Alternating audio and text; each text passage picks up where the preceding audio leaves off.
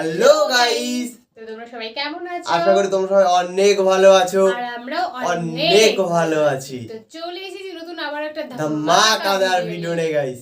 একদম একদম আজকের ভিডিও কিন্তু মানে তোমরা তো সব রকম ভিডিও দেখো, আর এটাও কিন্তু এরকম ভিডিও আমরা অবশ্যই করেছি, কিন্তু এটা কিন্তু খুব ইন্টারেস্টিং। অবশ্যই এটা গাইস টোটালি একটা সাইদি হুজুরের একটা মানে ঘটনা থাকে, এক কথা বলে একটা ঘটনা, আর এটা সত্যিকারের একটা ঘটনা। একদম যেটা বলছিলাম, মানে বিভিন্ন ধরনের যেগুলো মানে কথোপকথন হয় যেগুলো রিয়েল আর কি, সেগুলো দেখতে কিন্তু একটু বেশি ভালো লাগে। অবশ্যই তো সেরকম একটা ঘটনা নিয়ে কিন্তু আমরা চলে এসেছি। আজকের ভিডিওটা বেশি ইন্টারেস্টিং হতে চলেছে। তো এখনো পর্যন্ত যারা যারা চ্যানেলটাকে সাবস্ক্রাইব করোনি প্লিজ গাইস সাবস্ক্রাইব করে দাও, আর যারা সাবস্ক্রাইব করেছো তাদেরকে অসংখ্য ধন্যবাদ। তো গাইস একটা কথা বলবো, তোমরা আমাদেরকে এত সুন্দরভাবে সাপোর্ট করছো, তো তার জন্য অসংখ্য ধন্যবাদ গাইস তোমাদের। আর একটা কথা বলবো, ইফ তোমরা কিরকম কাটালে, কিরকম এনজয় করলে ঈদের দিনে, কে কোথায় ঘুরতে গেলে, ঘোরার তো প্রচুর জায়গা আছে, অবশ্যই কে কোথায় ঘুরতে গেছিল অবশ্যই আমাদের কমেন্টে জানিয়ে দাও। আর তোমরা তো টাইটেল দেখে বুঝতে পেরেছো আজকে আমরা টোটাল একটা সাইদে হুজুরের ভিডিও নিয়ে গাইস আজকে চলে এসেছি। বললাম ইন্টারেস্টিং তো অবশ্যই। তো চলো গাইস বেশি কথা না বলে আগে টাইটেলটি দেখে নেওয়া যাক। আচ্ছা, যে টাইটেলটা জিব্রাইল ও মরা গাধার ঘটনা। মরা গাধা মানে জিব্রাইল ও মরা গাধার ঘটনা। তো গাধার ঘটনা মানে বুঝতে পারছো, মানে মারা গেছে সেই গাধাটা, তো তাকে নিয়ে নাকি মানে ঘটনা গাইস এখানে পুরো অমাইক লেভেলের কিছু কথা আছে, শুনলে তোমাদের সত্যি খুবই ভালো লাগবে। একদম। তো আমাদের মেইন ভিডিওগুলো দেখতে চলে আসবে প্লিজ গাইস তোমরা চেক আউট করে নাও। তো চলো গাইস বেশি কথা না বলে আজকের ভিডিওটি শুরু করা যাক। যে একজন পীর সাহেবের এক মুরিদ ছিল। তো পীর সাহেবের বাড়িতে এক মাজার আছে, সেই মাজারকে কেন্দ্র করে প্রতি বছর ওরস হয়। মুরিদ সে গরিব মানুষ, ব্যবসা বাণিজ্য করে খায়। তারপরে তার একটা গাধা ছিল, সেই গাধার উপরে সওয়ার হয়ে বাজার ঘাট করতো, মালপত্র আনা নেওয়া করে ওই দিয়ে তার জীবিকা নির্বাহ। একদিন তার গাধাটা মারা গেল। সেই রিসালার মধ্যে লেখা হয়েছে যে লোকটা তখন গাধা মরেছে, এর আর কিচ্ছু নাই, জমি জমাও নাই, খাবে কি করে, খুব দুঃখ পেল মনে। আর এই গাধা যদি মরে কুলে পড়ে থাকে তাহলে দুর্গন্ধ হবে। সেই জন্য রাস্তার পাশে ঝুপড়ি, তার একটা বাড়ি, ওই বাড়ির পাশেই রাস্তার পাশেই একটা কবর খুঁড়িয়া তার মধ্যে গাধারে শোয়াই দিয়া দাফন টাফন করিয়া কবরের পাশে বসে আর দুশ্চিন্তা করতেছে যে আমি এরপরে বাঁচবো কি করে, খাবো কি, ঘুমায় মানে চোখ বুঝে বুঝে কাঁদতেছে। এমন সময় ওইটা ছিল বাজারে যাওয়ার রাস্তা, লোকজন বাজারের দিকে যাচ্ছে। যাওয়ার সময় চিন্তা করলো যে এখানে তো কোনোদিন মাজার দেখি নাই, এখানে একটা লোক কাঁদতেছে মাজারের কাছে বসে, না জানি কোনো অলি আল্লাহর কবর হবে বোধহয়। এরপরে লোকেরা বাজার থেকে ফেরার সময় দেখে যে হ্যাঁ ওই সেই লোকটা এখনো কাঁদতেছে। তখন যার কাছে যা ছিল, কেউ 2টা পান থুয়ে গেল, কেউ একটা বেগুন, কেউ 2টা চিংড়ি মাছ, কেউ 2টা টাকা, কেউ একটু মরিচ, এইভাবে তরি তরকারি চাউল যার কাছে যা ছিল কিছু কিছু দিয়ে গেছে। কিছুক্ষণ পর সন্ধ্যার দিকে লোকটা মনে করলো আর কতক্ষণ কান্দি, এখন বাড়ি যাই। চোখ খুলে দেখে চতুর্দিকে খাদ্য খাবার, তরি তরকারি, পয়সা করি। কই যে মাশাআল্লাহ, শুনছিলাম হাতি বাঁচতেও লাখ টাকা, মরলেও লাখ টাকা, সে কথা যে গাধার ব্যাপারে কাটে তা তো জানি না। এই গাধা মরিও তো আমার বাঁচায় গেছে। এখন ওই কবরের উপরে, গাধার কবরের উপরে চাদর টাদর চড়ায় চড়ায় দিয়া ওইখানে জুজ্জাত করে বসছে। বছর খানিক চলে গেল, লোকেরা পয়সা করি দেওয়া শুরু করলো। এরপরে সেখানে সে ইট পাটকেল জোগাড় করলো, একটা বিল্ডিং তৈরি করলো, সামনে সাইনবোর্ড লাগাই দিল হযরত গেদা শাহ রহমতুল্লাহ আলাইহির মাজার। মানুষ প্রতি বছর ওরসে এখানে জমা হচ্ছে, টাকার অভাব নাই। এখন এই লোক যার মুরিদ, সেই পীর সাহেবের কাছে অন্যরা এসে কয় হুজুর আপনার মাজারের আর বরকত কি, আপনার মুরিদের মাজারের কাছে মানুষ ভরা, টাকার অভাব নাই। পীর সাহেব কৌতূহল হলো যে ও আবার একটা মাজার পাইল কোন। তারপরে একদিন ওই মুরিদকে ডেকে বললো, বাবা সত্যি কথাটা আমারে কও, এই মাজার কার? মুরিদ কয় যে হুজুর আপনি আমার ওস্তাদ, আপনার কাছেই সব শিখছি, কিন্তু এই কথা কাউকে বলবেন না। বলল না, বল না কি হয়েছে, মাজারটা কার? বললো যে হুজুর যে গাধাটা নিয়ে ব্যবসা করতাম ওই গাধাটা মরে গেল, তারে কবরে দিয়ে টিয়া এরপরে পরে এই ঘটনা হয়েছে। পীর সাহেব কয় আমি আরো চিন্তা করছিলাম যে না জানি কোনো সত্যি কোনো পীর সাহেবের মাজার, অসুবিধা হয় নাই, তোমার ওখানে যেটার কবর ওইটার মায়ের কবর হলো আমার বাড়িতে। মানে ওই বাচ্চা গাধাটা পীর সাহেব দিয়েছিল। আমার ভাইরা আপনারা আশ্চর্য হবেন, বাংলাদেশে এরকম বহুত মাজার আছে, সে মাজারের কোনো ঠিকানা নাই, কার মাজার তারও কোনো খোঁজ খবর নাই।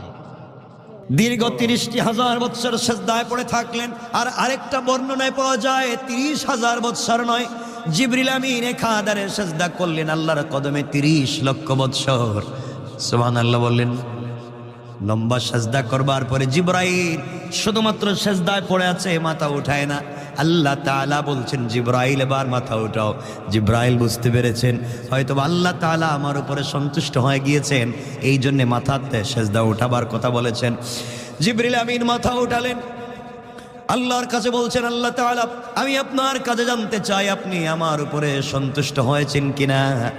আল্লাহ রব্বুল ইজ্জতুল জালাল বলছেন জিবরাইল রে, সত্যি তোমাকে আমি পছন্দ করি আর তোমাকে আমার সৃষ্টির পয়গম্বরদের কাছে পাঠাতে চাই। পৃথিবীর দামি দামি জিনিস তুমি নিয়ে যাইবা, কিয়ামতের আগে সব দামি জিনিস তুমি আমার কাছে উঠাইয়া নিয়ে আসবা, আমার হাবিবের কাছে তুমি যাইবা। এই জন্য তোমাকে তৈরি করেছি। 30 লক্ষ বৎসর সাজদা করেছো, আমি সন্তুষ্ট কিনা জিবরাইল তুমি জানতে চাও। এই প্রশ্নের জবাব জানবার আগে আমার আরশে আজিমের পিলারের দিকে, আরশে আজিমের ডিজাইনার স্ট্রাকচারের দিকে একটু তাকাও। হযরতে জিবরিল আমিন আল্লাহ তাআলা আরশে আজিমের দিকে লক্ষ্য করলেন, স্ট্রাকচারের দিকে তাকালেন। ওখানে তাকাইয়া দেখেন লেখা আছে লা ইলাহা ইল্লাল্লাহ মুহাম্মাদুর রাসূলুল্লাহ সাল্লাল্লাহু আলাইহি ওয়াসাল্লাম। জিবরাইল বলছেন আল্লাহ তাআলা 30 লক্ষ বছর সেজদা করেছি একমাত্র কেবলমাত্র আপনাকে সন্তুষ্ট করবার উদ্দেশ্যে। আর আপনি বললেন মাথা উঠালাম, আপনি আমাকে বলছেন আরশে আজিমের দিকে তাকাতে। আল্লাহ তাআলা ওখানে কি আছে? আমার সেজদার সাথে আরশে আজিমের সম্পর্ক কি জানতে চাই। আল্লাহ রব্বুল ইজ্জত ওয়াল জালাল বললেন জিবরাইল শোনো, তুমি যে কালিমা দেখেছ ওই কালিমা সরকারে কায়নাত দো জাহানের সরদার নবী রহমত জনাবে মুহাম্মদুর রাসূলুল্লাহ সাল্লাল্লাহু আলাইহি ওয়াসাল্লাম, যাকে আমি হাবিবুল্লাহ বানিয়েছি, যাকে উপলক্ষ করে গোটা দুনিয়াকে সাজিয়েছি, আমি আল্লাহ তাআলা তাকে উপহার দিতে চাই। উপহার হিসাবে, উপঢৌকন হিসাবে এই কালিমা দিতে চাই। এই জন্য তোমাকে দেখিয়ে দিলাম আখিরি জামানার আমার রাসূলের উম্মতেরা, আমার গোলামেরা দুনিয়ার জমিনে যাবে, তারা কমপক্ষে প্রতিদিন 5 ওয়াক্ত নামাজ ফরজ পড়বে। কয় ওয়াক্ত? 5 ওয়াক্ত ফরজ সালাত পড়বে। প্রত্যেক ওয়াক্ত 5 ওয়াক্ত নামাজে কমপক্ষে 17 রাকাত সালাত ফরজ পড়বে। কত রাকাত? ফজরের নামাজ 2 রাকাত, যোহরের 4 রাকাত, কত হলো? আসরের 4, কত হলো? মাগরিবের 3, কত হলো? ইশার 4, কত হয়েছে? সুবহানাল্লাহ বলেন। আল্লাহ বলেন আমার আখিরি জামানার গোলামেরা দুনিয়ার জমিনে যাওয়ার পরে কমপক্ষে 17 রাকাত সালাত ফরজ পড়বে। আর প্রত্যেকটা রাকাতে কমপক্ষে 2টা করে সেজদা দিবে। প্রত্যেকটা সেজদায় কমপক্ষে 3 বার করে পড়বে সুবহানা রাব্বিয়াল আলা। আমার কোন গোলাম, আমার আখিরি জামানার উম্মতেরা, রাসূলের উম্মতেরা, আমার কলিজার টুকরা আখিরি জামানার গোলামেরা সেজদায় গিয়ে যখন একটা বার পড়বে সুবহানা রাব্বিয়াল আলা, সুবহানাল্লাহ আপনি পবিত্র, আলা আপনি বড়ই কথা বলে যখন সেজদায় পড়ে যাবে, জিবরাইল রে তুমি 30 লক্ষ বছরের সেজদায় পড়ে যেই মর্যাদার অধিকারী, যেই সওয়াবের অধিকারী হতে পারো নাই, আমার আখিরি জামানার গোলামেরা একটা বার সেজদায় গিয়ে যখন একবার পড়বে সুবহানা রাব্বিয়াল আলা, তার ওই একবারের সুবহানা রাব্বিয়াল আলার মর্যাদা তোমার 30 লক্ষ বছরের চাইতে বেশি হয়ে যায়। আল্লাহু আকবার বলেন। রব কি সুযোগ দিয়েছেন তোমাকে আমাকে। একটা সেজদার কত দাম রয়েছে, একটা সেজদার কত ফজিলত রয়েছে। জিবরাইলের মতো একজন জলিলুল কদর ফেরেশতা 30 লক্ষ বছর সেজদায় পড়ে যে মর্যাদা লাভ করতে পারলেন না, তুমি আর আমি একটাবার সেজদায় গেছি সুবহান বলে সেই মর্যাদা লাভ করতে পারি। এরপরেও আমরা আল্লাহর কদমে আসতে চাই না, আল্লাহর কদমে আসতে চাই না। আমি আরো বলেছি, আজ আপনাদেরকে আবারও বলছি, আমরা চাইলেই পৃথিবীর মানুষকে 100% সন্তুষ্ট করতে পারি না, কিন্তু রব বলেছেন আমার কদমে সেজদায় গিয়ে যদি একটা বার পড়ো সুবহানা রাব্বিয়াল আলা, আমি রব তোমার উপরে খুশি হয়ে সবগুলো গুনাহকে মাফ করে দেই। রব আমাদেরকে কত সুযোগ দিয়েছেন, আমরা সেই রবের কাছে যেতে পারছি না, আল্লাহকে ভালোবাসতে পারছি না। আল্লাহ রাব্বুল ইজ্জতুল জালাল বলছেন, তুমি কাউকে ডাকবে, স্বার্থ ছাড়া জবাব দিবে না। কিন্তু পৃথিবীতে শুধুমাত্র কেবলমাত্র আমি একমাত্র একক আল্লাহ আছি। আমাকে ডাকলা, কষ্ট দিলা, খারাপই করলাম, নাফরমানি করলাম, আমার অক্সিজেন ব্যবহার করলাম, আমার আলো বাতাস ব্যবহার করলাম, আমার জমিনে থেকে আমার খেয়ে আমার সব কিছু ব্যবহার করে গোটা জিন্দগি আমার নাফরমানি করেছ। আমি রব সন্তুষ্ট হই না। একটা বার আমি তোমার মুখ থেকে আল্লাহর নামটা ডাক শুনতে চাই। সুবহানাল্লাহ। আল্লাহ তো তা শুনতে চায়। এজন্য আল্লাহ রাব্বুল ইজ্জতুল জালাল বলেছেন, তাকে সন্তুষ্ট করার পদ্ধতি হচ্ছে কি? সবাই বললেন না, আমরা আল্লাহকে সেজদা দিতে পারি না। আল্লাহকে সেজদা দেন। মনে রাখবেন, এই পৃথিবীর মানুষকে সন্তুষ্ট করার চিন্তা বাদ দেন, দুনিয়াকে সন্তুষ্ট করার চিন্তা বাদ দেন, একজনকে সন্তুষ্ট করেন। তিনি কে? রব যদি সন্তুষ্ট হয়ে যায়, আপনার দুনিয়ায় কোনো চিন্তা নাই, আখিরাতেও চিন্তা নাই। এই জন্যে কথা তো অনেক, এই কথা চলে আসলে তো হবে না। আব্দুল কাদের জিলানী রহমতুল্লাহ আলাই, আব্দুল কাদের জিলানী রহমতুল্লাহ আলাই কেউ বলছেন তার জিন্দগির কথা, আর কেউ বলছেন অন্য একজন বুজুর্গের কথা, হযরত হাসান আল বসরি রহমতুল্লাহ আলাইহির কথা, কেউ বলছেন আব্দুল কাদের জিলানীর কথা। তো এটা ঐতিহাসিক তথ্য, যে কারো হতে পারে। আমি শুধু এতটুকুন বলতে চাই, আমরা যদি আল্লাহর কাছে হযরতে, এই কথাটা সহিহ, এই কথাটা হাদিসে এসেছে, হযরতে খাদিজাতুল কুবরা রাদিয়াল্লাহু তাআলা আনহা ইন্তেকালের সময় রাসূল পাক সাল্লাল্লাহু আলাইহি ওয়াসাল্লামকে বলছেন, যে রাসূলুল্লাহ, আমি ইন্তেকাল করবার পরে আমি কবরে কেমনে থাকবো? আপনি তো আপনার মেয়েকে বলেছেন, ইয়া ফাতিমা আনকিজি নাফসাকা মিনান নার, ও ফাতিমা, নিজেকে জাহান্নামের আগুন থেকে বাঁচাইও। আমি বাপের পরিচয় দিয়া ওই কবরে কিন্তু বাঁচতে পারবা না, নিজের পরিচয়টা ঠিক করো। এই জন্য আমার পরিচয় দিয়ে, আপনার সন্তানের পরিচয় দিয়ে, আপনার পীর আর বুজুর্গের পরিচয় দিয়ে, আপনার ওলি আর গাউস কুতুবের পরিচয় দিয়ে কবর থেকে বাঁচা যাবে না। রাসূল পাক বলেছেন, ইয়া ফাতিমা আনকিজি নাফসাকা মিনান নার, ও ফাতিমা, আমি রাসূল রাহমাতুল লিল আলামিন, এই পরিচয় দিলে কবরে কেউ শুনবে না। নিজের পরিচয় দাও, একমাত্র তাওহীদ আর রিসালাতের পরিচয়। আল্লাহু আকবার। মানে রাখবেন, এই জন্য কবরে পরিচয় চলবে একমাত্র কার? আওয়াজ করে বলেন, কার? খাদিজাতুল কুবরার সম্পর্কে রাসূল পাক স্বপ্নে দেখলেন। খাদিজাতুল কুবরা, আমি সহিহ কথা বলছি, হাদিস থেকে বলছি, রাসূল পাক সাল্লাল্লাহু আলাইহি ওয়াসাল্লাম দেখলেন খাদিজাতুল কুবরা জান্নাতের ভিতরে চলে গিয়েছেন। জান্নাতের কথা শুনে আপনাদের কষ্ট হলো? সুবহানাল্লাহর আওয়াজটা এমন হলো? রাসূল পাক সাল্লাল্লাহু আলাইহি ওয়াসাল্লাম খাদিজাতুল কুবরাকে বলছেন, খাদিজা, দীর্ঘদিন আমার সঙ্গে ছিলা, একসাথে ঘর সংসার করেছি, অনেক কষ্ট করেছো, আজ তোমাকে জান্নাতে দেখে ভাল লাগছে, তবে তুমি জান্নাতে গেলে কেমনে? আল্লাহ তোমাকে কিছু জিজ্ঞাসা করেনি? ফেরেশতারা কিছু তোমাকে জিজ্ঞাসা করেনি? খাদিজাতুল কুবরা বলছেন, ইয়া রাসূলুল্লাহ, অনেক কথাই জিজ্ঞাসা করেছে। তো ফেরেশতারা বলেছেন আমাকে কবরের ভিতরে এসে, মার রাব্বুকা, তোমার রবকে। এখন আমি চিন্তা করলাম, ইয়া রাসূলুল্লাহ, আমি যদি বলি আমার রব আল্লাহ, আল্লাহ যদি কয় আমি খাদিজারে চিনি না, তাইলে আমি আল্লাহকে রব বললাম, রবকে আমি চিনি না, তাইলে তো আমার ইজ্জত শেষ, জাহান্নাম ছাড়া কোনো পথ নাই। আমি আবার ফেরেশতাদেরকে বলছি, ফেরেশতারা, তোমরা আমাকে বলছো আমি খাদিজাকে বলছো আমি আল্লাহকে চিনি কিনা, তোমরা একটু জিজ্ঞাসা করো তো আল্লাহ আমারে চিনি কিনা। আল্লাহু আকবার বললেন। আপনি বললেন, আমি বললাম যে আমি আমাদের কেশিয়ার ইয়ার মোহাম্মদ ভাইকে আমি খুব পছন্দ করে, খুব চিনি, ইয়ার মোহাম্মদ ভাই গুলো আমি চিনি না। বেইজ্জতি কেমন হইলাম কোন? কিন্তু আমি বললাম ওনাকে জিজ্ঞাসা করেন আমাকে চিনে কিনা। সে যদি বলে না অবশ্যই আমি চিনি, আমি তাকে পছন্দ করি, ভালোবাসি, তাইলে আমার আর টেনশন নাই, বোঝা গেল বেচারা আমাকে চিনে। খাদিজাতুল কুবরা বলছেন, আমি যদি বলি আল্লাহকে চিনি, ভালোবাসি, আল্লাহ যদি কই নামে কেউ আমি চিনি না। কথা বলেন না কেন? রাস্তাঘাটে দেখবেন মাঝে মাঝে পুলিশ গাড়ি আটকায়, অনেকের মোটর সাইকেল আটকাইছে, বড় দামি গাড়ি, কাগজ দেন, কলম দেন, পয়সা দেন, সব কিছু দেন। ওরা বলছে কাগজ কলম কিছু নাই, গাড়ির কাগজ নেই। কেন? আমি তো অমুক মন্ত্রীর দুলাভাইয়ের গড়ের শালার পরে আর যেটা হয়, এমন একটা পরিচয় দিয়ে দিল। কতেলে এমন কি করতে পারি? আপনি আমাকে ছেড়ে দেন, টেলিফোন দেন। আমার পুলিশ টেলিফোন দিছে, বেচারা যদি কই নামে কাউরে চিনি না, তাহলে কি বলছেন? এখন ও যদি টেলিফোন দিয়ে বলে আমি চিনি, তাহলে বাঁচা যায়। আল্লাহ রাব্বুল ইজ্জত ওয়াল জালালের কাছে খাদিজাতুল কুবরা বলছেন, আপনি আমাকে চিনেন কিনা আল্লাহকে জিজ্ঞাসা করো।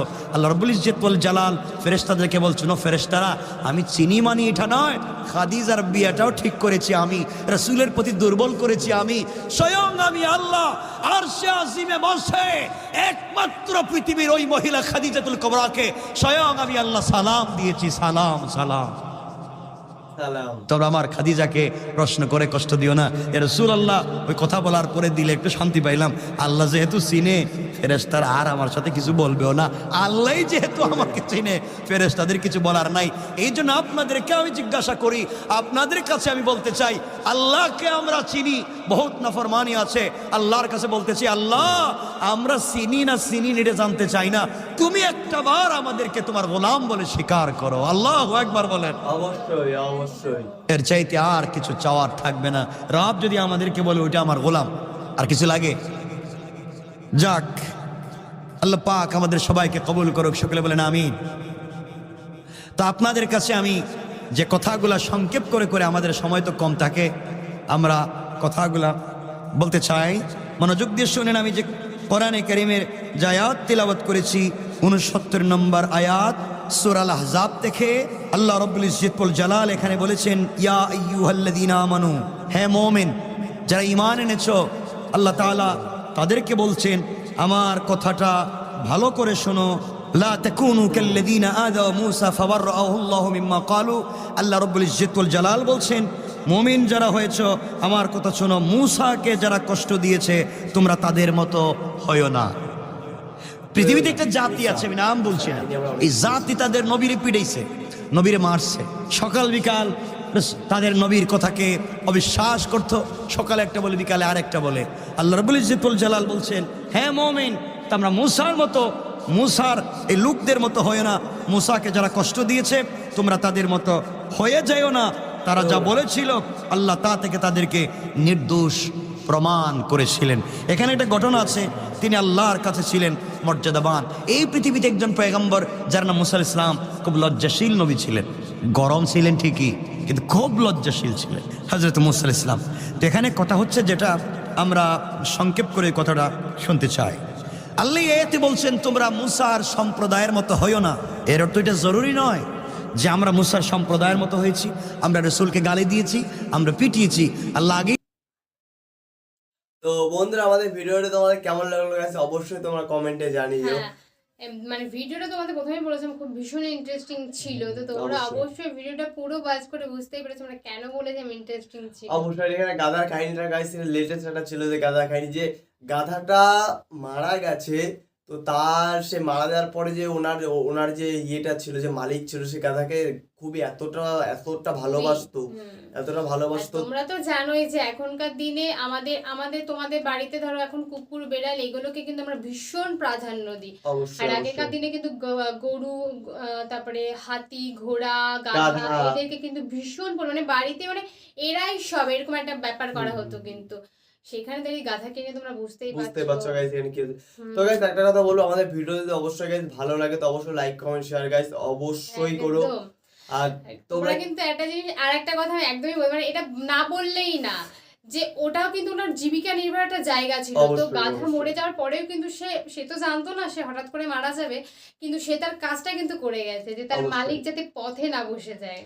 তো গাইস একটা কথা বলবো, তোমাদের যদি ভিডিওটা ভালো লাগে তো লাইক কমেন্ট শেয়ার অবশ্যই করো। আর এর তোমরা কোন হুজুরের উপরে ভিডিও চাও সেটা অবশ্যই গাইস তোমরা কমেন্টে জানিয়ে দিও, আমরা তারই ভিডিও তোমাদের সাথে আবার চলে আসবো। তো গাইস চলো আজকের মতো এখানে নেক্সট কোনো ধামাকাদার ভিডিও দেখে তোমাদের সাথে আবার দেখা হবে। টাটা।